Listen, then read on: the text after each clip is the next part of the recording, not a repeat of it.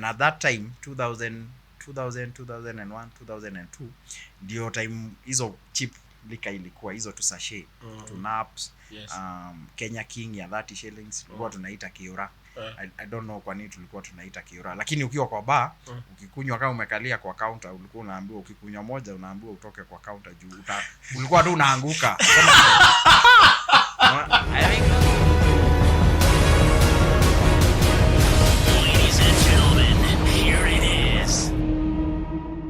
Ladies and gentlemen, welcome to our amazing third episode of This is Wakimani podcast. Natumai popote mlipo pale nyumbani Januari na wapeleka venye nafaa, mnakula vyema, cabbage yenu mpya na mnakula pia watermelon kwa sababu Januari ukiafford nyama wewe ni Illuminati. So siku ya leo tunataka tuseme ni asante, Mungu ametujalia kufika hapa, na show yenye tuko nayo leo ni amazing sana. Ni show yenye mimi nimekuwa nikingoja for the rest of my life. Yani I had to put our guest, the third guest of this show. Why? Because he has a very amazing story. And if you are at home listening to us today, brace yourself for impact because it is going to be wall and shatter. Ladies and gentlemen, welcome my third guest. His name is Chris Kimaru. Chris Kimaru has been through a lot. Leo tutacheka, leo tutathink, leo mambo ni mingi. Si yuko na you have a lot of energy bana. I'm Crispus Kimaru or Chris Kim. Watu wengi ulisahau unijua like Chris Kim Recovery. Yes. Mimi ni mlevi ameokoka sasa. I'm in recovery. Nilikuwa kwa ulevi for 17 years. Sex addiction for the same number of years. Yes. Alafu baadaye hata kuacha pombe, baadaye nikaingia gambling. So nimekaona, nimekapitia. Wacha tuende leo polepole. Leo tuende polepole na tunaweza tamani sana tuende gradual. Okay. Ni pombe gani haujakunywa? Maybe the most easy expensive. Kama vitu kama Jameson music mimi uziona saa hizi music ya watu waki nini nazo sijui. Lakini sasa ukiniambia mabusa, changa, moratina, unakumbuka zile sachets zile zilikuwa za karatasi hizo? Hapana, Bon 7 ni expensive. Kulikuwa Napoleon, American, yes, black and white, hizo zilikuwa za 10 bob. Now, so you were in addiction for 17 years, ama? 17 years, yeah. How challenging was it for you to be able to find your way back to sanity? It was tough. Acha nikwambie those 17 years, unajua everyone around you, kila mtu huona ni kama wewe unaenjoy. Si Chris wewe ukunywa juu uko na pesa. Chris wewe ukunywa juu unapenda happy. But I'm telling you, Paul, I tried. Mimi nimeokoka mara kama 42, the ones I can remember, because every time nikiona kama nimelewa, nikiona pastor, nikiona crusade, mimi nilikuwa tu najipata nimeokoka. Najitolea. Hata saa hizi though nimeokoka ya ukweli, nikiwa church nisikie altar call ile kama kuna mtu anataka kuokoka, sometimes najipata anataka kusimama. Then I remember, niliacha hiyo story. Juu nilikuwa naokoka, alafu pia after kuokoka naambia pastor kama anaweza nipatia kama 200 hivi. Alafu najipata kwa keg was my best, my best friend, my spouse, my partner, my girlfriend, my business, my everything. Okay. You got your job in the year 2010. Yeah, Safaricom. 2008. Yeah. 2008. Ulikuwa stay wapi? Ni kwa Paipu. I'm telling you, Paipu hata saizi ukiniambia nipitie Paipu siwezi juu zile vitu zile vitu niliona hiyo Paipu. Pipeline ilinionyesha mambo. Although ni mimi tu maybe nilikuwa na mashida zangu. Juu watu wengine walikuwa wanakaa pipeline. Lakini nakwambia ukijipata umekaa in a brothel for 3 days, unaamka huko kwa brothel 3 days ati ndio unaamka kwenda job, na unaenda job Safaricom. You leave a brothel, unaenda job. Na hujaoga even for those 3 days. Yani hata kwa van ya job, yani nilikuwa tu naona watu wataki kukaa na mimi. Lakini saa hizo tu naenda job usiku, niende tu nikae job hivyo, alafu asubuhi saa nirudi tu kwa keg. Ulikuwa unafanya job. Unajua penye ule akili yako iko penye unaenda job. Akili yako iko I know I'll come back to keg. I'll come back to keg. Saa hizo hata nikienda job nafikiria nani nitakopa do, ni wapi naweza toa do ya kujitoa lock asubuhi. Na salo, ulikuwa na salo?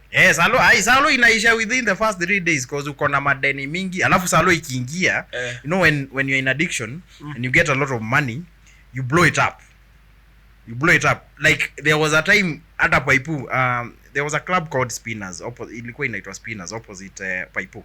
Ndio Paipu saa hizi iko overbuilt. Saa hizo kulikuwa na kifield, tulikuwa tuna train ya hata kudrive hapo. Uko Paipu nilikuwa naingia ATM, alafu nakam na you know inaitwa nini ile kurusha do hivyo kama Fat Joe. Making it rain.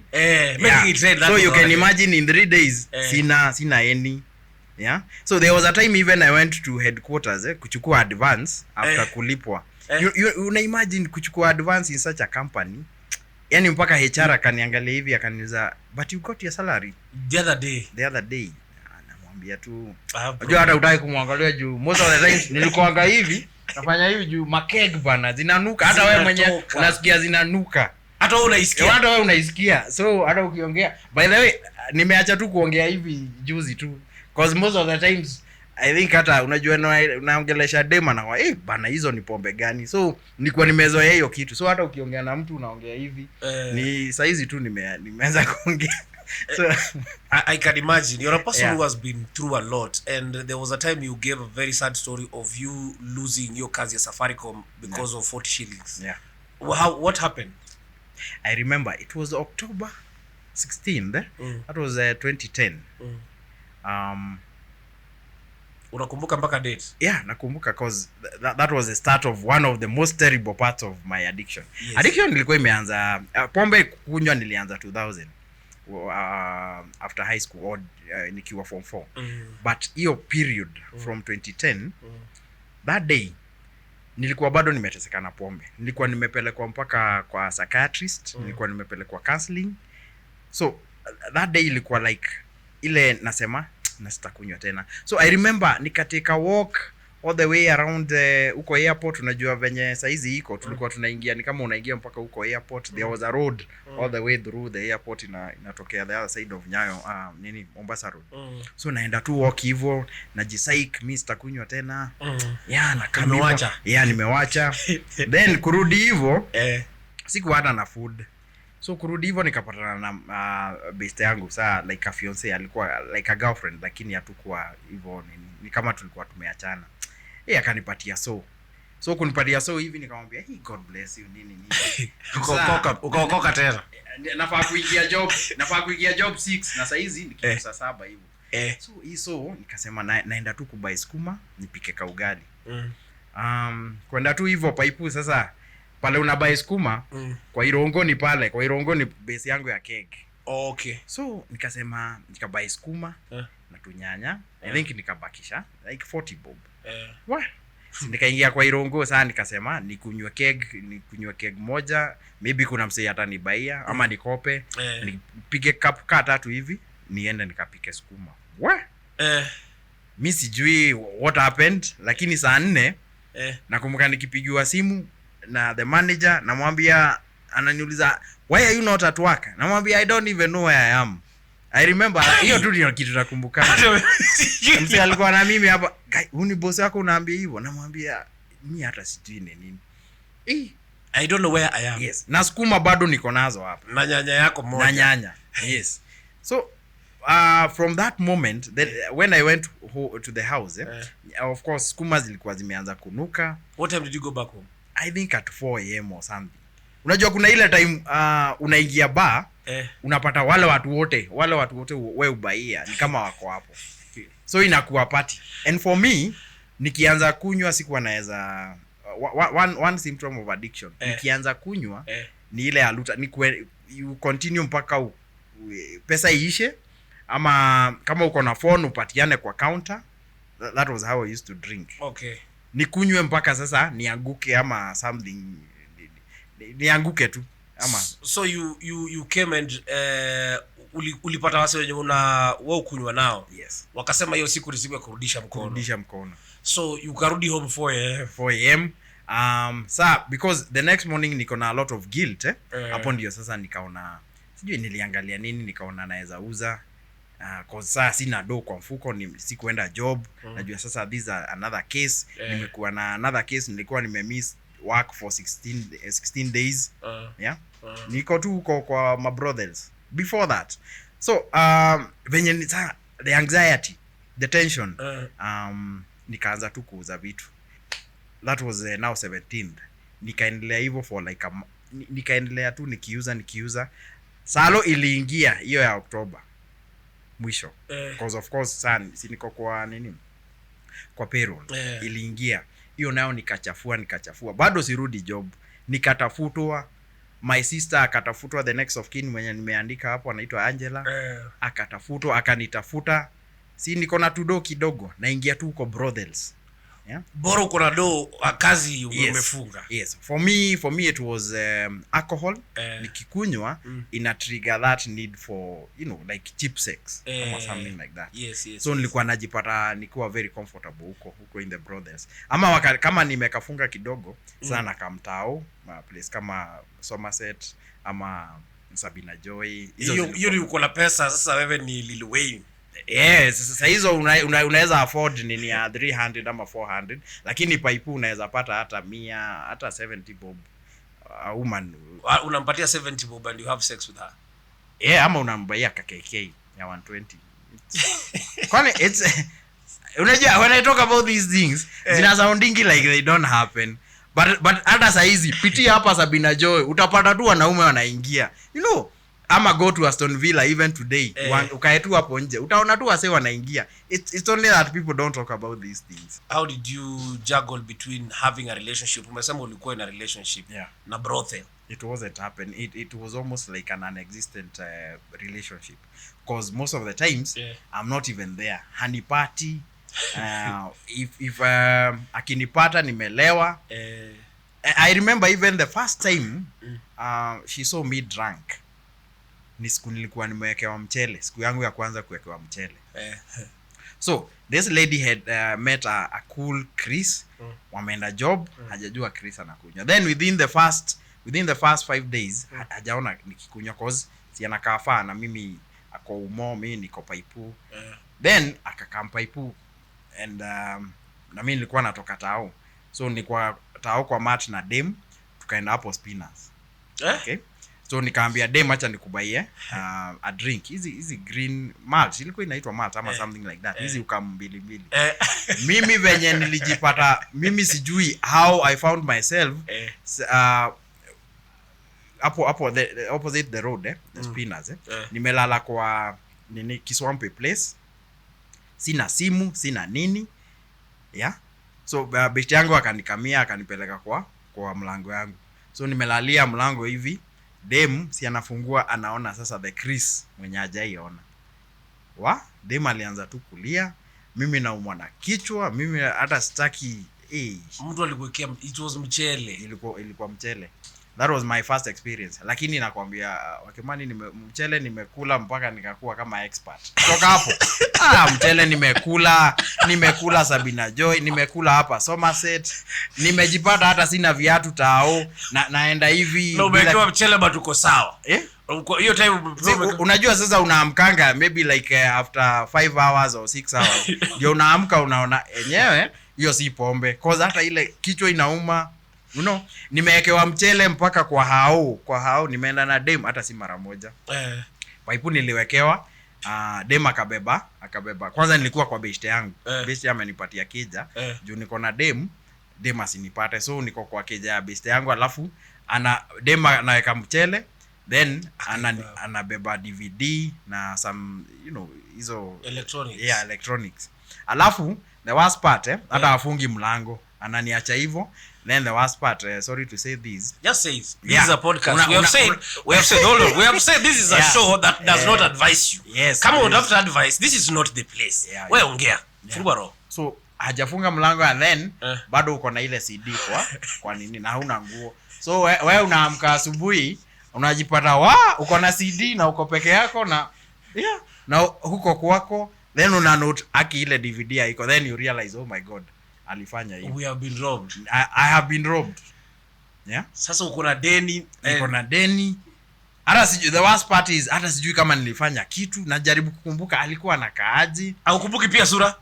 Sura unakumbukaje na umepewa hiyo mchele na ilikuanga na saizi ndio najuanga sana ni dawa gani inaitwa Domicam, haifai hata kuuzwa kwa pharmacies lakini watu huuza. So it was still to happen again and again. The worst ile nakumbuka vizuri sana hiyo mchele nikiwa Kariobangi saa after kufutwa job. I had a laptop na nilikuwa na ka music system yenye ilikuwa imebaki venye nilichukuliwa pipeline. I still got a lady kwa matatu. Tena? Yeah, tena. As a civil servant. A huge lady. That's the only thing I remember. Lakini face kumbuki. Huyu nikamdanganya, tukaenda kwa hao. Na nilikuwa na modem, laptop, kasimu, and music system ilikuwa hapo na nguo. Sikuwa na kitu kingine. So, I can't remember exactly what happened. I think alijipaka huyo, nasikianga hata wanajipaka anajipaka huku. Then wewe unaenda kusaki hizo boobs, unajipata umeenda. Si mimi naamka asubuhi nimefungiwa, alibeba modem, alibeba laptop, alibeba simu, hata suitcase alitoa chini ya bed akaweka hizo vitu pole. I think sasa venye unajua sana naona mimi nimedai, unajua ukiwekea hiyo mchele umedai. So hata suti ilikuwa hapo, my suti nilikuwa tu na moja ya kwenda ka interview, alibeba hata hiyo. Hizi zingine hata hazikuniuma. Sasa suti unapelekea, maybe alipelekea bwanake, because of course kutoka hapo maybe kwake nika Dandora ama somewhere. So amenifungia na nilikuwa nakaa next to my friend, lakini huyo nikaa alikuwa shatoka. Sasa niite na nianze kuita mtu yote caretaker. Na caretaker ni madhe, alikuwa anaitwa Mama Jerry. So niite Mama Jerry nikuje ni explainie what has happened. You know, na ni madhe mold. So it was embarrassing. You had like what was the reason? Did alcohol trigger your sex addiction? Ama sex addiction ilikuwaga tu before you started even drinking? It was a cross addiction while using alcohol. Unajua saa I started drinking when young. I think I was not even 18. And when I went to campus, I didn't have time for relationships. Mimi venye nimekuambia pombe ilikuwa like my girlfriend.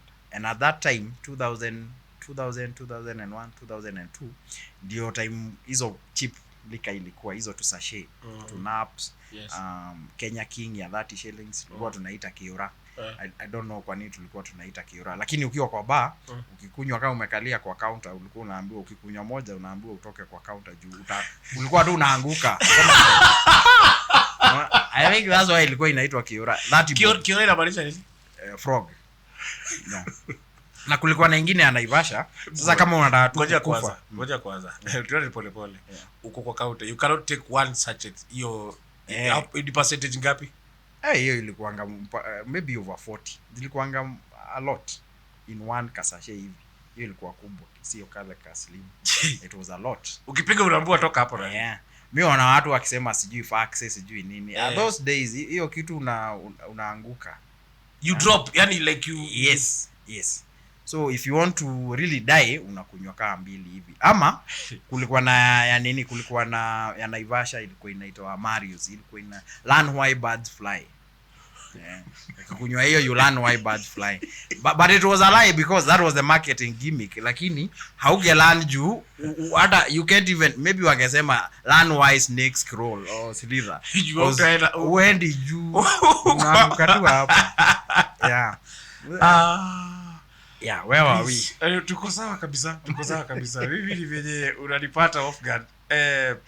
So you had asked gani ilikuja kwanza. So the alcohol addiction was there, and then I was like a small boy. Na bado sikuwa nimekuwa na relationship. So even mambo kama sex sikuwa nini sana. So then one day in Eldoret I was taken by a friend of mine to a brothel. Akaniambia unajua hapa unalipa tu sijui ilikuwa like 150 shillings. Then unapewa kabisa, unapewa as in mimi sikuwa naelewa like you pay money you. Yes, nilikuwa najua prostitution inakuanga even in the Bible ina mentioniwa, but I didn't know it was a transaction where you pay money you get a service. So venye so nikamwambia mpaka anipeleke. So of course in Eldoret sasa ni unajua ni wa madhe tu, si ati ni tudem. Nikamwambia best yangu simpatie 150 basi. Okay. Akaniambia kijana kuja. Nikufuate. So tukaingia karum. Karum kako na bed. You know, this easy to spring. These small beds. So nikamuuliza sasa tufanye nini? Unajua sijaelewa the transaction sasa nimelipia. Akaniambia si ufanye venye unataka. Na akaanza kutoa nguo. Karibu nimuulize, madhe kwani unatoa nguo? Akaniambia kijana kwani utaki so I won't describe the rest but for once in my life I enjoyed sex and it felt like nirvana. Unajua ile umefika mahali hujawahi and it's only 150. Nikamuuliza sasa ni hivyo, hakuna kitu kingine? Si ni hivyo. Nikitoka nikamuuliza sasa nikikunywa pombe naweza rudi? Akaniambia ukitaka niko hapa. Saa hizo si tumemalizana already, ana squat hapo nje kwa tap anaosha yani like it is a normal thing. It's a business as usual. Nikarudi nikauza best yangu sasa ameniambia hata naweza rudi. Akaniambia si ndio ukitaka ni 152 nyingine utalipa.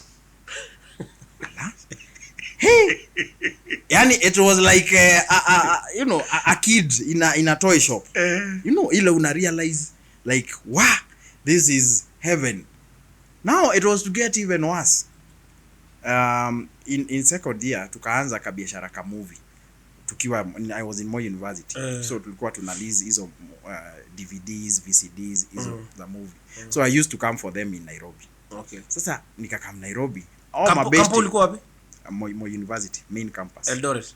Okay. Yeah, main campus. Okay. So unajua huko hakuna movie, so we used to come for them here. So nikakama hapa Nairobi, sasa nikaambiwa pale nitaenda Ludhuli Avenue. Sasa hizo hakukuwa na electronics a lot. Hizo shops hazikuwa mob.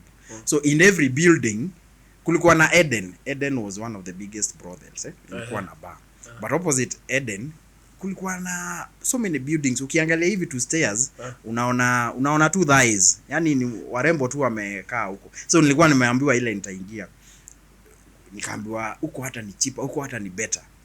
So nilikuwa nimeambiwa ukiingia first floor utapata wamadhe wa odd kidogo, ukiingia second floor younger. Au ako chini ni cheaper. So mimi nikaingia nikapanda nikaona ni ukweli. So again bado sikuwa nimeweza kufanya ile transaction, so nikauliza how does it happen? So Nairobi unajua ni rowdy. Wanakuambia kwani ujui ama unataka kuonyeshwa uongeze pesa? Nikasema najua, nilikuwa tu nataka kujua bei. Kama unachagua yule unataka. Na wamekaa kama 15 of them. Wanakuangalia pia. Hata huwezi kuangalia no, you are still shy. That's why most brothels zinakuanga kwa mahali kuna bar, so that utoe hiyo nini, utoe hiyo uoga. Yes. Yeah. So sikuwa nimetoa uoga vizuri. Ukarudi bar. So sikurudi. Nimefika hapo nirudi. Na mwili inaitisha sasa, unajua the excitement. Yeah. And that's how addiction happens. Umetaste kitu alafu sasa your brain starts demanding for it. You know? So I had the experience hapo Ludhuli. And now that became like home. Nilikuwa mpaka natoka Eldoret na kuja Ludhuli. Of course later I discovered when I came after campus discover Sabina Joy, Somerset, all those other places, Small World, na later sasa Paipu na other places. In your story nimeona you've invested in so many businesses. Yeah. Is it best you took loans ama how did you manage to, because you umekuwa mpaka na kinyozi? Yeah. The barber shop umekuwa mpaka na barber shop. Yeah, hiyo nilichukua loan. Ni ile, you know those days mkiwa tu na payslip, they were unsecured loans by Stanchart, Barclays, so many institutions. Ukiwa tu na payslip unapewa pesa. Now Chris na addiction yake anakaa mtu hao watu wa loans walikuwa mpaka wanakaa kwa ofisi hii wanakuuliza payslip unaonyesha wanakuambia you can get 300,000. Chris hajaisikia pesa kama hiyo in one sum. Yeah, unauliza like how long will it take? No, in a day, in a few hours. You just sign here. Pesa. Chris hajaisema hapana kwa pesa. Kwanza akijua sasa hapa kwanza ni kuchafua. Niweke biashara. Ushaona pipeline kwa macho. Sasa hizo nakaa pipeline na 200 is you what 1000. Pesa kukam hivi kitu nilibuy tu ni pesa ya kwanza niliweka kinyozi. Nilibuy kinyozi, already there was a kinyozi. Lakini na buy kinyozi sijui 70,000 and then sijui kumanage kinyozi na iko na sijui salon hapo. Actually that kinyozi became like a brothel for me. Uligeuza tata kinyozi Chris hata wewe. Ilikuwa pale Kobil. Ilikuwa pale Kobil. Place ilikuwa inaitwa Igloos. There was a club ilikuwa inaitwa Igloos. Alafu hapo juu kulikuwa na some shops. Hapo ndio kinyozi ilikuwa. So si ilikuwa na ka massage table. You had a massage you could okay. Nikibai ilikuwa tu hivyo. Actually there is no money I made from it because mshahara yangu sasa ni kama sasa nilikuwa naforcewa. It lasted only for a few months before I ran away. Hata sikuwahi jua hata I had a partner mwenye alikuwa a silent partner. So ningepata saa usiku umetoka kwa bar, umetoka hapo Igloos kwa bar, kadem unakaambia badala ya kuchukua hao tuingie tu hapa. So unajipata hapo nini kwa massage table. That's why niliambiwa kuna mtu aliniambia because ya kupeleka hizo maspirits mingi huko, that's why biashara ilifail. Because kinyozi you can turn anything into a brothel surely. Kinyozi unatana aje na kwa brothel. Kuna massage table. Hiyo ikaporomoka. The other batch of money that I borrowed was 200,000 now from another bank. But watu tu wanakuja kwa ofisi. Hii nayo sasa kamnyweso ilikuwa imeingia. So hii hata nikichukua sikuwa na any idea. Nilikuwa tu nasema nataka ku-upgrade hao vitu za hao. Wakimani the only thing I bought ilikuwa sofa. Ka sofa tu ka simple. Hata haikuwa 12k ama 11k. Hii pesa nyingine ukiniuliza ilienda wapi? Ni huko mashinani. Acha niseme nilijipata Naivasha usiku. Nilijipata Thika usiku na a lady. I can't tell you yani ni kama and in all these escapades sisikiu ukitaja any of your friends like were you moving alone? Ulikuwa peke yako? Walikuwa hapo lakini wao walikuwa na limit. Unaona kama saa I remember hiyo time hiyo 200,000 tumekaa mtao nimewapeleka tamasha was the hottest nini at that time. Then mimi nawaambia sasa ni kwenda Naivasha. Wananiambia it's 11. Naambia si kuna magari. Si kuna taxi. Na sure enough wao tukateremka tao wao wakachukua gari kurudi Paipu. Mimi nikachukua nini? Cab kwanza all the way to Naivasha. Yeah. Naivasha benda Naivasha mara ngapi? It's like hiyo ndio ilikuwa place yako ya sherehe. I used to go to Naivasha hata yeah. Ilikuwa place ya sherehe lakini saizi I make sense. I make sense. Sasa now you're done with alcohol, we are done with the sex addiction. Where did you again get this gambling addiction from? No, we are not done with alcohol addiction. Bado tuko kwa story kwenyewe. Bado tuko because you see after Safaricom there is a very important part of my life.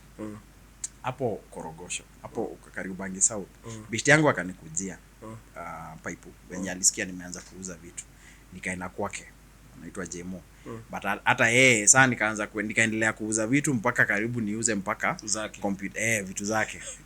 Actually alinipata kwa Shylock nikiuza nini nikitaka kuuza PC computer alikuwa amenipea nitumie. Laptop yangu si ilikuwa imeibiwa na a prostitute. Yeah. So eventually nikajipata sana nimeingia chini huko Korogosho chini kabisa. Huko sasa unakunywa ng'ang'o, unakunywa nini? Eventually madhe akasikia ni kama huyu kijana wake atakufia huko. So 2012 nakumbuka May akatumana nikujiwe. Nikapelekwa Shags sasa Karatina. Nikaanza kupikiwa hivi lakini my parents were so disappointed. Of course like any parent walikuwa too disappointed. Then eventually nikaanza kuingia cyber. Nilikuwa nimesoma hizi vitu za online writing. That's how I was making money hata kama nimefutwa job. Then I applied kuanza tu kufanya hizo online writing sasa Karatina town. Tena nikajua mashimo za keg. I remember na kuna vitu unajua, kuna zile vitu unakumbukaga tu poa. Ukienda kumess unajua hapa ni kumess. So nimeingia kwa keg. Then madamu wa keg namuuliza nimeanza kukunywa keg kidogo, then unamuuliza hapa ni wapi naweza pata mrembo. Akaniuliza unataka mrembo wa kulipa? Wa kulipa. Si hata mimi. So nikamwambia sasa utafunga counter. Si tuende. Hata kwangu ni hapa opposite. And that is how a relationship started with that lady on and off for some years. Mama wa counter. By the way, mimi wa mama wa counter ni kama every town nilikuwa naenda, lazima nipate mmoja wa kuniweka. Ilikuwa tu my smile used to win them over. Nilikuwa tu najipata niko na mama juu. After that si nimekuja Karatina, nimefika Karatina. Then I applied for a TSC job, nikapata job ya TSC. Si unasikia sana nimejua mashimo za Karatina za keg. Then of course it's out of Nairobi, so even sex is cheaper there. Huko hata keg ya 35 ilikuanga 25. Inakupea mtu na nini. Unamuita tu kwa meza yako, wewe unambaia 2-3 hivyo unakuwa poa. Job imeanza ikaendelea hivyo, nikaanza kumiss work, kumiss classes nini, nikasimamishwa time ya kwanza interdiction. Na sasa hizo ni TSC government job, high school job. But I used to be a very good teacher. But now the problem is I used to even to borrow money from the students. Girls kwanza. Nawaambia kuja nitakuwekea pocket money. Sasa nikipewa pocket money napewa 500, mwingine anipewa 400. Alafu time ya midterm ya kwenda home mimi sina hata coin. Na disappear. Yeah. Hakitu. Let me ask you. Bro, pole tena Jaberi, kwa sababu yani story yako na Faturi kuache wewe uende tu wewe uongee. You became a teacher, mwalimu wa high school. Unafundisha English and literature. Yeah. Unaekea watoto pocket money. Na my request ni walete. Si ati wanataka kuwekewa. Basically I'm demanding for money from them.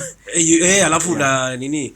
What ikifika hiyo half time wanaenda now umepotea. When you come back sinapata niko na case kwa principal.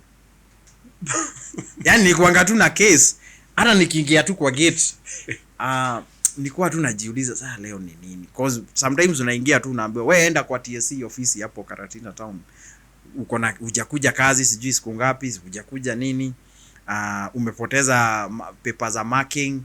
Kuna time nilianguka mahali kama nimelewa Karatina na nimebeba paper za marking. Unajua saa mwalimu, si unajua unaonanga ile mwalimu si wa mao, sasa ni wa English. Mwalimu wa English ameenda kupanda stairs kwa nini, kwa bar, ameanguka, papers zimeanza kusabaratika huko. Akaziwacha. Nini kaziwacha? I think there is a parent who came and reported. Yani naonyeshwa papers ziko na mapombe, ziko na matakataka. Ulizipata shule? Nilizipata shule.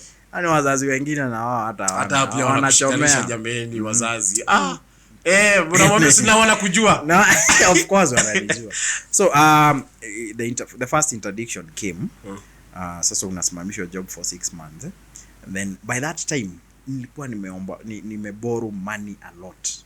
Yani anytime nikipata opportunity sewa hizi microfinance to microcredit zilikuwa zimecome up. Hata si bank, hakuna bank ingenipatia loan. Remember zile za Safaricom bado sijamaliza, so CRB haikuwa imeingia saa hizo, so already niko na madeni, so CRB ikakam, it made things worse. So unless I borrow from Ashailo kama kitu kama hiyo. So wife sometimes nilikuwa sana nimesettle na a lady mwalimu pia, ukawachana na counter. Counter inaendelea tu. Sometimes angepata kitu imedisappear, Meko imedisappear nini. There was even a time aliniuliza Meko iko wapi, nikamwambia nilipeleka kwa fundi. You know the way sasa Meko kwa fundi hata. Yeah. Pasi iron box. Awoni haja ya pasi. Nikamwambia mimi sioni haja ya pasi. Yeah, TV. I remember TV tulikuwa tumepata ka boy 2014. TV nakumbuka one time nilichukua kama katoi kanacheza. Wife akona huko kitchen.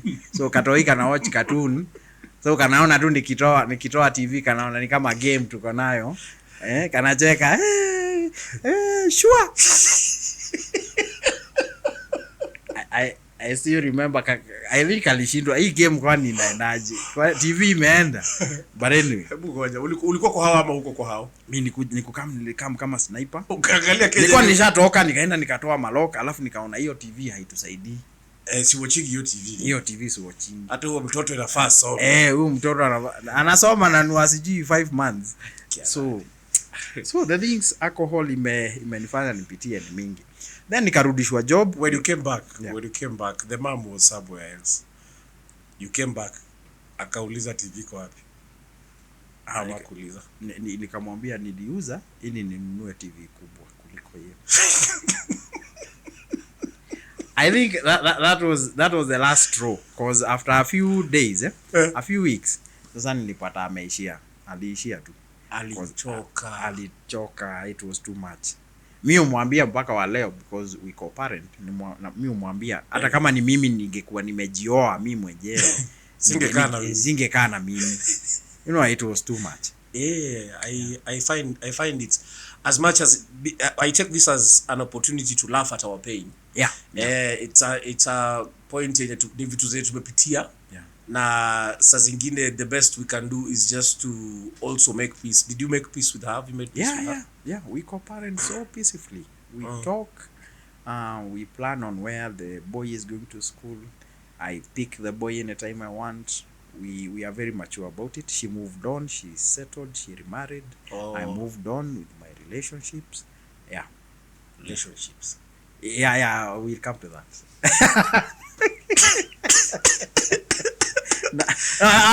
Hizo hapana. Hizo nilitolewa huko. So ladies and gentlemen, this is the reason why we brought our guest in today. After Kasipula alisema mabouncer mtu anabeba weight 200 kg weight, lakini akikunywa pombe anayumba kama mtoto mdogo akitembea kwa sakafu. Imekuwa ni safari refu sana ya Chris hapa, and we are so excited that I'm shed light on how alcohol can be able to affect or ruin your relationships and your family over stories of pombe too. So that is our first part, and we hope that for the second part tutaweza kuenjoy tena. Ama aje bro? Sana kwanza. Stick out for part 2.